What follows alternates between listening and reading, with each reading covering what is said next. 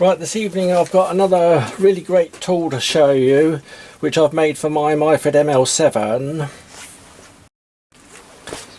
It's a bit of a combination tool, and you can use it on the Myford Super 7 as well. And its main purpose is to stop the chuck from unscrewing from the spindle mandrel when you're doing machining in the reverse spindle direction. You might have seen my other video where I made a handle mandrel for my Myford ML7, a quick release handle which I can use to wind the spindle for tapping or whatever. And I wanted to retain having a handle as well as having a device to actually lock the chuck on the lathe. So in the end, after a bit of trial and error, I came up with this tool here. Now you can only make this tool to work if you are using a chuck size with the bore here larger in diameter than the thread diameter on the spindle mandrel. And in this case, this is a 5-inch HBM chuck, and the bore diameter is about 30 millimeter.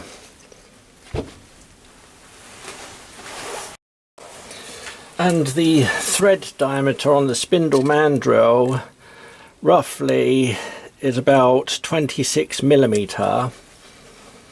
This is a Myford ML7 spindle.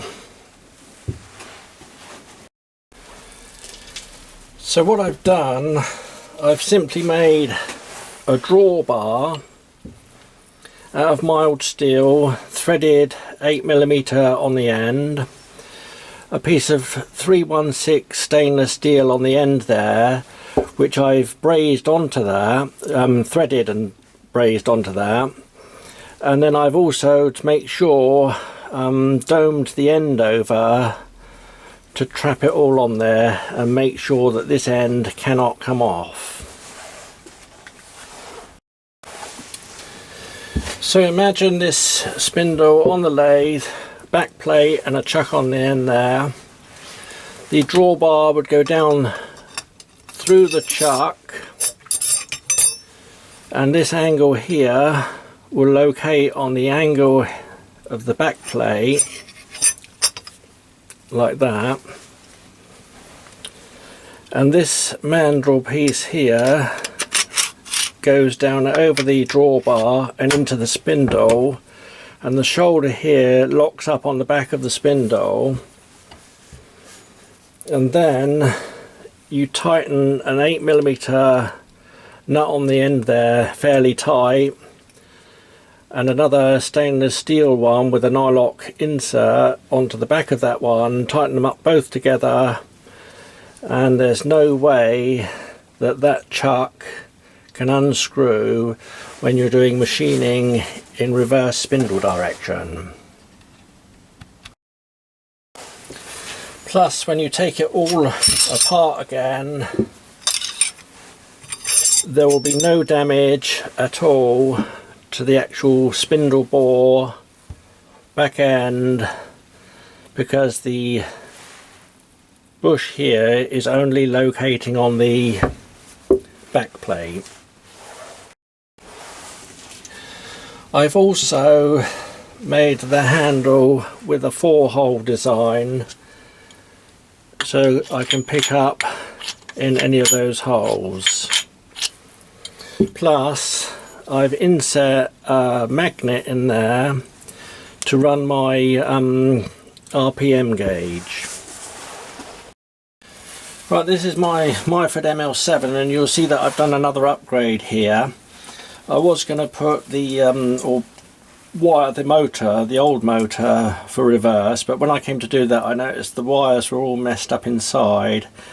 It didn't look very good inside the motor. There's a lot of swarf and all sorts in there, and I noticed over time when I've been starting the motor it's actually been dimming the lights in the shed. So I bought this new motor, Crompton motor, and switch set, really nice quality switch with forward, reverse and neutral on it. And I got this set from Myford stuff on eBay. And when you get the motor and switch set, it's already pre-wired, tested and checked. Plus they do a set for the Super 7 as well. So on this setup you can still use a bit of oil on your thread on the mandrel there, but if you have a disc of card or paper or whatever people use to stop the chuck from jamming on there, take that one off for this setup. So I've thoroughly cleaned the threads on the chuck and the spindle mandrel. Just put a shot of oil on the threads there, and I engaged the drive there to make it easy to screw this larger chuck on and not actually spin the spindle while I'm screwing it up, and lock that one up like that. And then make sure the inside of the bore of the chuck and the front face of the back plate is very clean, and the back of this bush on the front here. And then insert the drawbar down through the spindle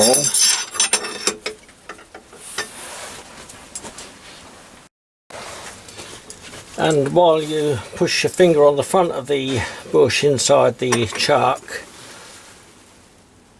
put the mandrel down over the drawbar and into the back of the spindle and up to the stop. And you can see there my magnet's going to drive or make the RPM gauge work. And then the first nut goes on,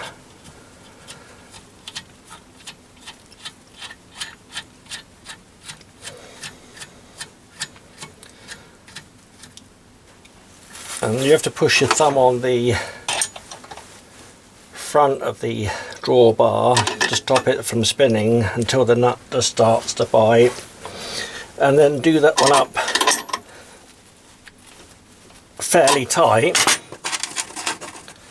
and then the nylock nut goes on after that.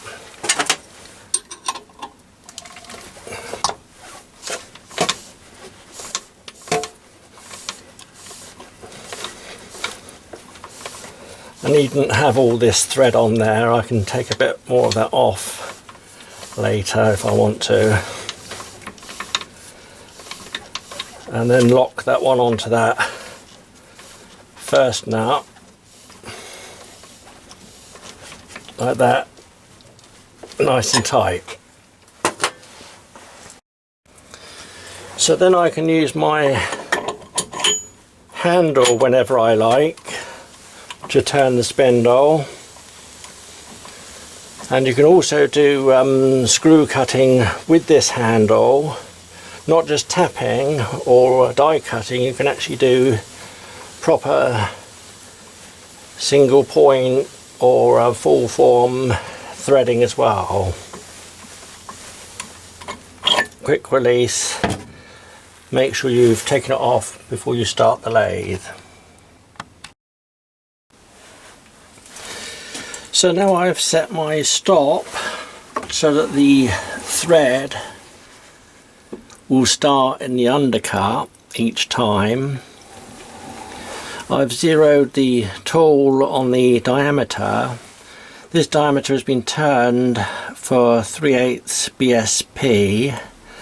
I think it's about 0.656, something like that, major diameter. And I'm going to blacken this up here with a felt tip pen so you can see what's going on clearly.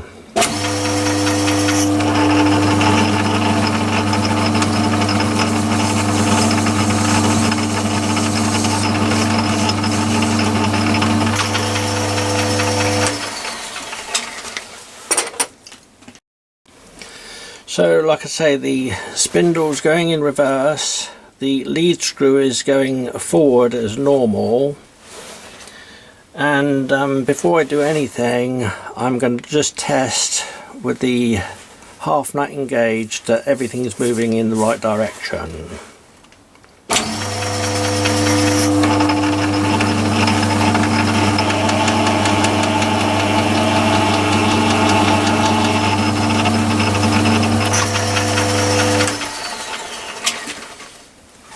So it's all ready to go basically. The video is not about the ins and outs of thread cutting, but I'm using a carbide tip insert here, so it doesn't matter what angle I have set on the compound. And you know that on threading, the basics of threading, that you have to engage the half nut in exactly the same place every time at the beginning of a cut. And I'm going to show you a very easy method to do that on the ML7. So I wind the carriage into the stop. The insert is in the thread undercut, and I'm going to take the first cut of about 5 thou. So that's ready to go, and now I have the motor running. And what I do is I turn the chuck in the direction of the cutting until my number comes round here on the thread dial indicator there. So it's going to line up on the line now, and then I engage the half nut. Then I can just pull the lever up on the ML7 and let it do its work.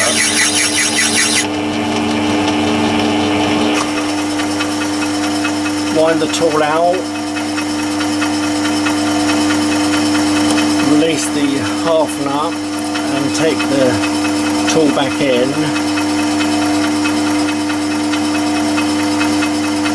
Take it in by 5 thou. Turn the chuck by hand again until the number I've chosen comes round on the indicator again.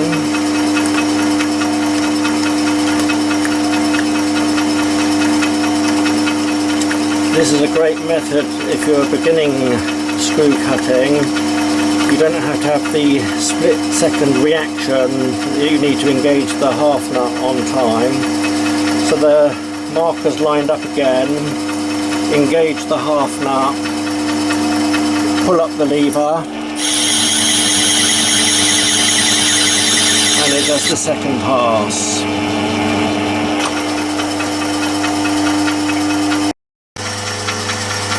So this is what's happening when I'm turning the chuck by hand. The thread dial is going round, and then when it comes to the place where I want to start the thread, which is there, I engage the half nut.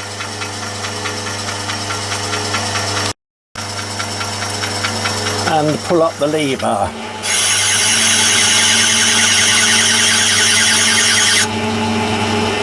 And there's no fear of the chuck from unscrewing from the lathe.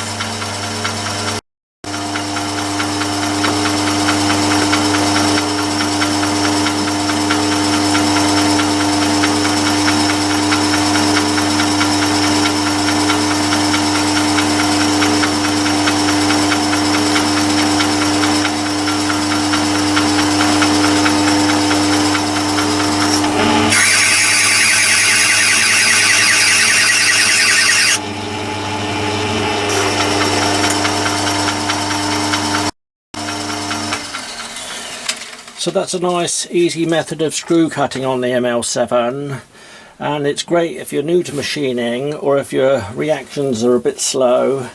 You can use this method. You don't have to have a split second reaction for lining up the marks on the thread dial, and like I say, it's easy. and you'll have perfect work and no scrap components.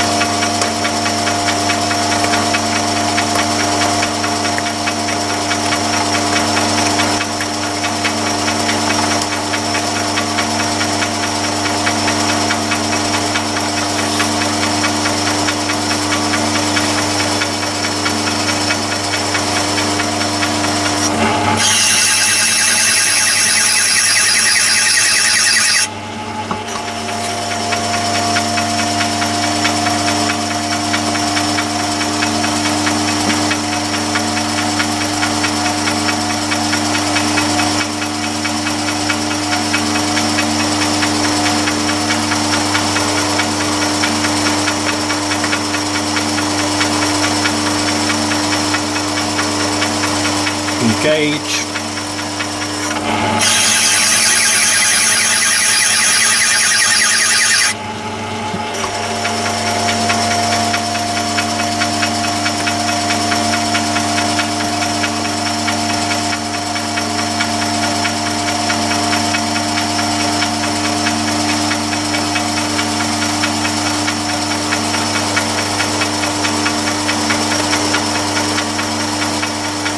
Thread gauge lined up, engage half nut,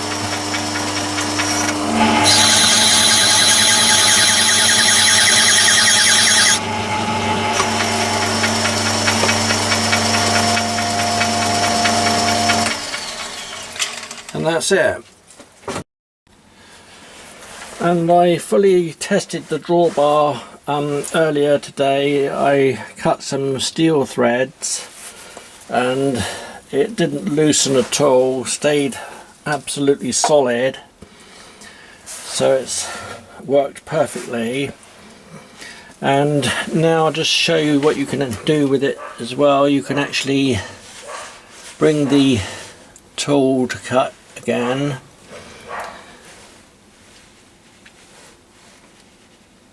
and just a light pass,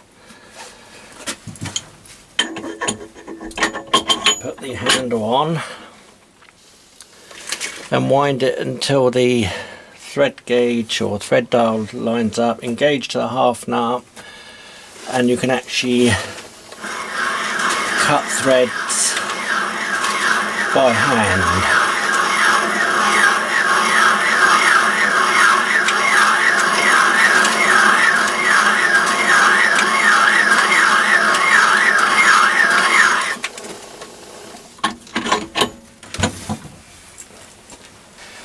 And I'll just show you a close-up of that.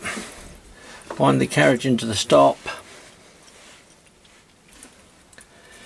take the tool in, ready for the cut.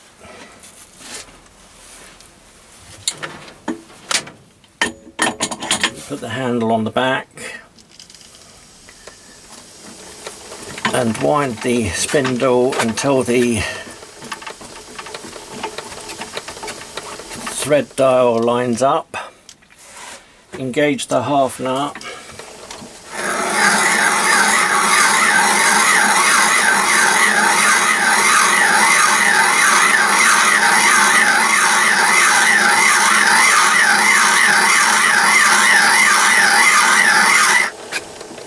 and that's thread cutting manually with the handle.